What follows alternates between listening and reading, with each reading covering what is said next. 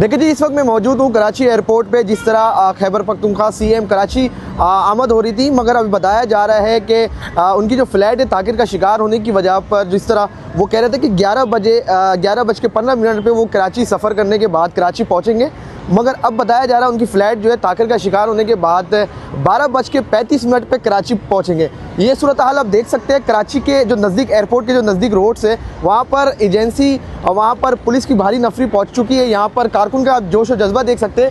अपने सिपाही, अपने कायद के जो सिपाही है, इमरान खान के जो सिपाही को वेलकम करने के लिए रोड आप दिखा सकते हैं। रोड पे किस तरह यहाँ पर रश लगा हुआ है, यहाँ पर ट्रैफिक जाम है, यहाँ पर सामने जोश और जज्बा से लोग कराची एयरपोर्ट पहुँच चुके हैं। और अपने इमरान खान के सिपाही को वेलकम करने के बाद, यहाँ से बताता चलूँ कि यहाँ से वेलकम करने के बाद सुहेल अफरी साहब कराची एयरपोर्ट से इंसाफ हाउस रवाना होंगे और वहाँ पर अपने कारकुन से मुलाकात करने के बाद आगे का क्या राय अमल होगा वो भी आपको बताते हैं।